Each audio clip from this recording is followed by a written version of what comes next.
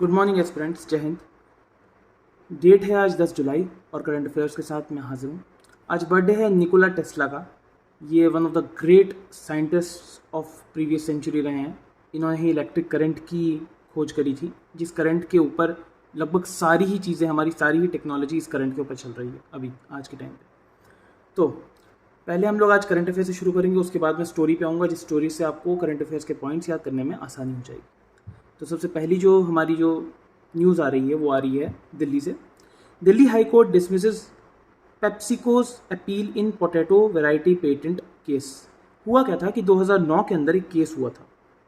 PepsiCo company है जो लेज को ओन करती है। हम जो लेज वगैरह खाते हैं उस लेज को पेप्सिको कंपनी, अमेरिका की कंपनी, ओन करती है।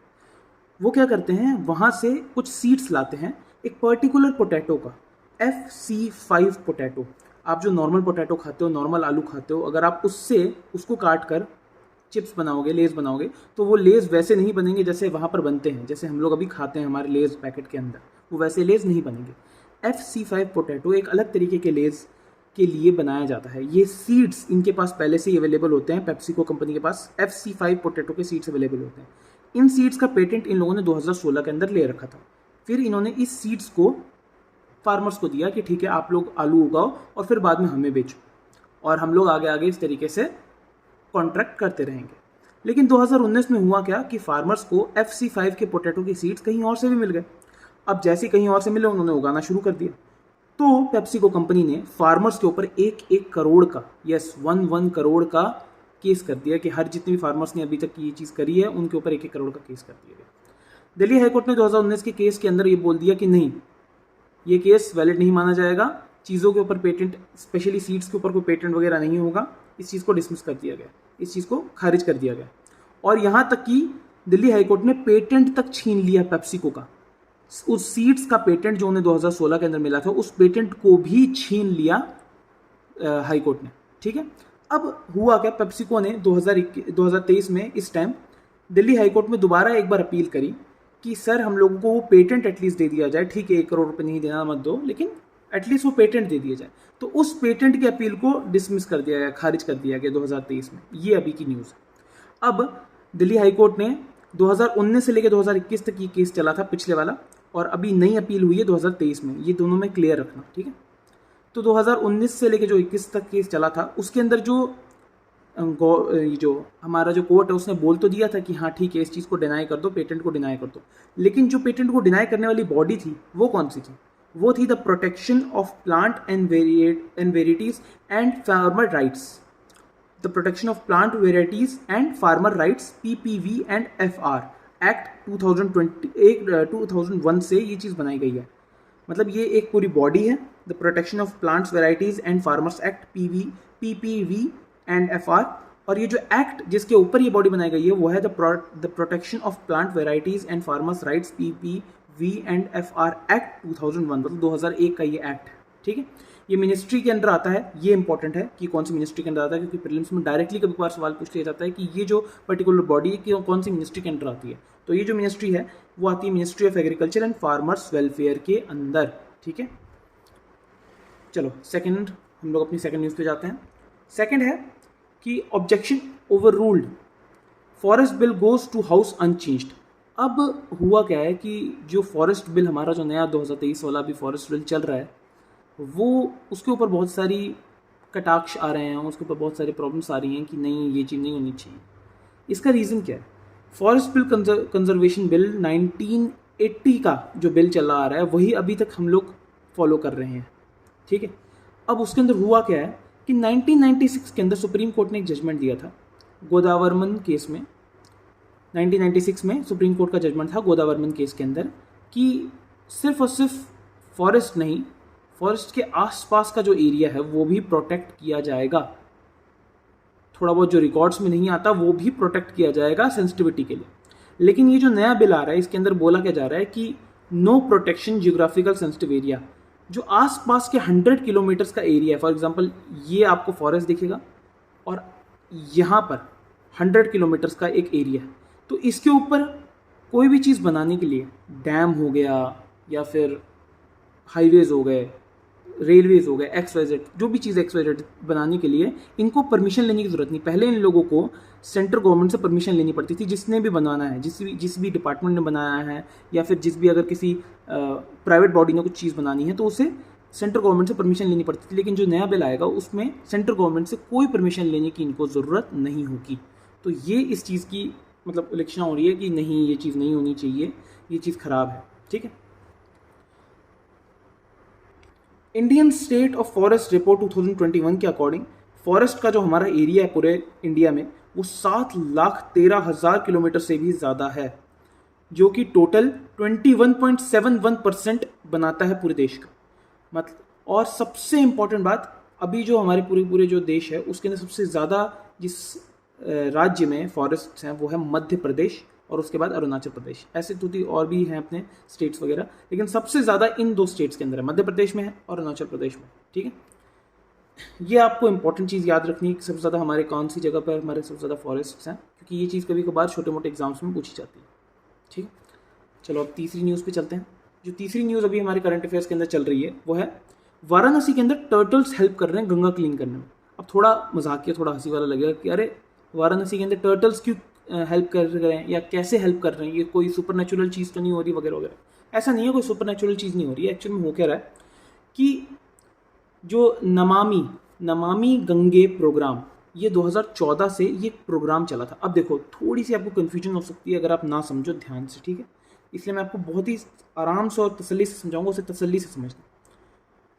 2014 में the wild life institute of India and ministry of forest, ये जो 2 अलग अलग ऑर्गेनाइजेशंस हैं, इंस्टीट्यूशंस हैं, पहला the wild life institute of India WII और ministry of forest the wild life, ये वाली और ये वाली, ये दोनों की दोनों जो ऑर्गेनाइजेशंस हैं, इन्होंने हाथ मिलाए और एक नई बॉडी को जन्म दिया, एक नई बॉडी बनाई। उस बॉडी का नाम था national mission for clean Ganga. ये एक बॉडी है। ठीक है, ये बॉडी, इन दोनों बॉडीज़ ने मिलकर ये बॉडी बनाई और इस बॉडी का जो प्रोग्राम आया है वो ये है, Namami Gange programme. National mission for clean Ganga ने प्रोग्राम शुरू किया। ये एक बॉडी है और ये उसका प्रोग्राम है। ये चीज़ बहुत सारी जगहों पे आप लोगों को प्रॉब्लम कर देगी, कन्फ्यूजन कर देगी, तो इससे अच्छा है कि हम लोग इसे पहले से ही क्लियर कर दें। अगर आपको समझ नहीं आया तो एक बार वीडियो में पीछे जाओ, दोबारा देख लो, और यार चैनल को लाइक सब्सक्राइब पक्का करना। आगे चलते हैं।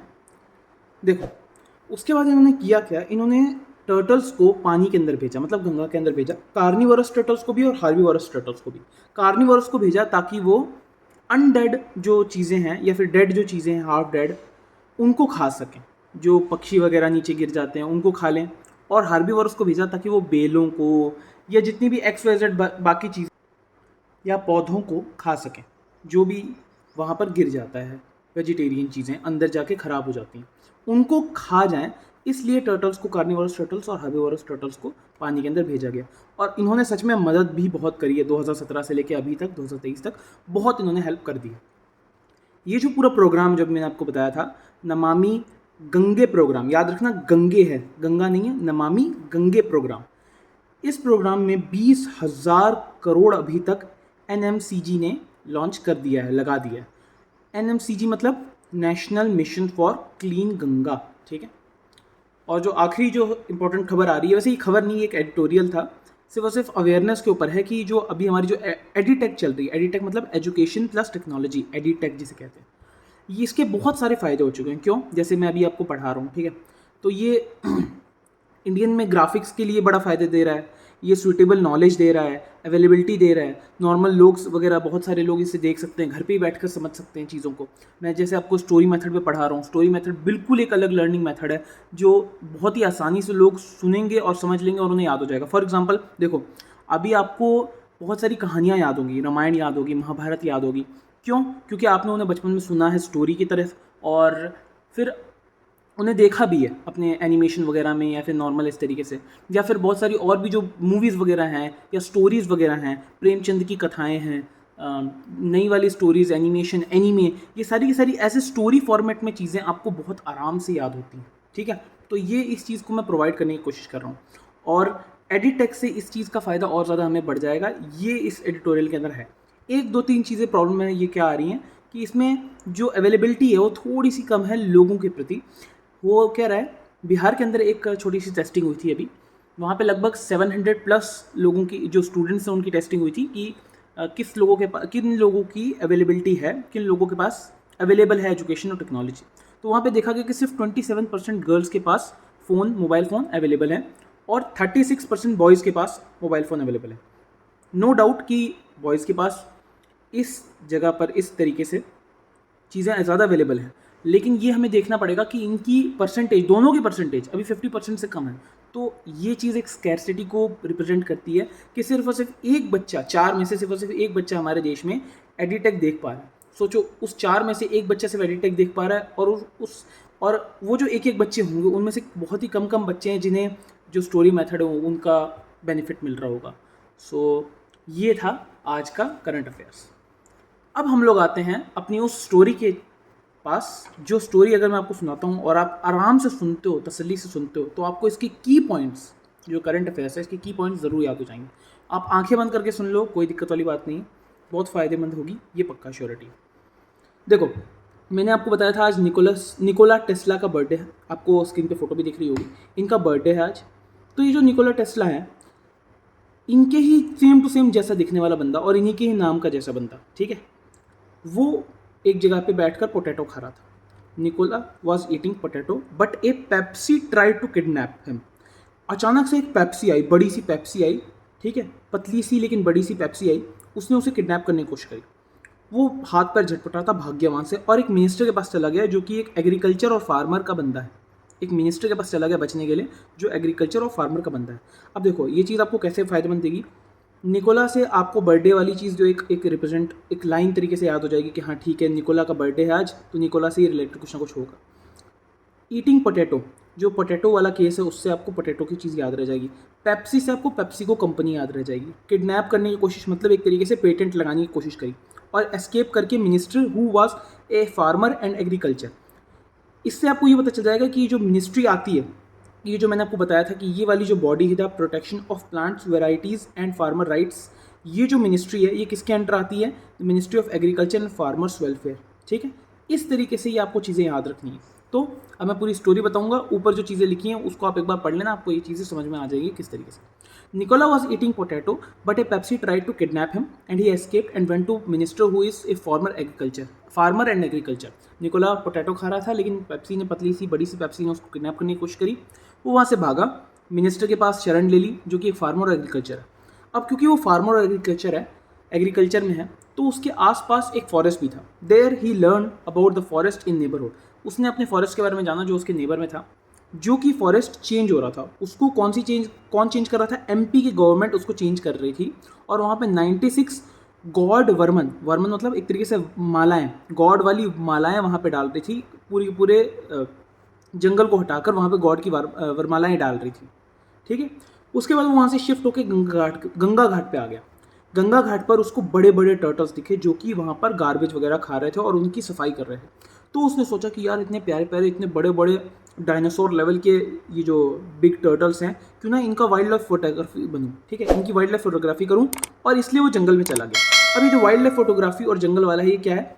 दो बॉडीज़ मैंने आपको बताया था ना जो मिलकर, जिसने NMCG बनाई थी, the wild life institute of India and ministry of forest, इन दोनों ने मिलकर ये चीज़ बनाई थी। तो इससे आपको ये चीज़ याद रखने में आसानी होगी, wild life photographer and forest cleaning, ठीक है। तो वाइल्ड लाइफ फोटोग्राफर बना और उसके लिए फॉरेस्ट में चला गया। वहाँ पे उसने यूट्यूब से लर्न किया कि जो लॉज वगैरह फॉरेस्ट के कैसे हैं। सनी IAS से किया, ठीक है। सनी IAS मतलब समझ रहे हो ना, मेरा ही चैनल है। तो आप इसको अब आपको एक चीज़ करनी है सिंपल सी, आपको इस चैनल को सब्सक्राइब करना है और इस वीडियो को लाइक करना है। इस वीडियो के अंदर मैंने लाइक का थोड़ा एम रखा हुआ है, सिर्फ और सिर्फ 15 लाइक्स का, दैट्स इट। ज़्यादा नहीं बोल रहा, सिर्फ 15 लाइक्स का एम रखा हुआ है। मैं श्योर हूँ कि आप लोग कर दोगे। आप लोगों का साथ चाहिए कि ऐसी वीडियोज़ मैं लाता रहूँगा। मैं जानता हूँ कि अभी मैं बहुत ज़्यादा स्टरिंग कर रहा हूँ, आगे नहीं करने की कोशिश करूँगा, बेटर बनने की कोशिश करूँगा, क्योंकि ये भी मेरी पहली बार ही है चीज़। तो मिलते हैं अगली वीडियो में। जय हिंद।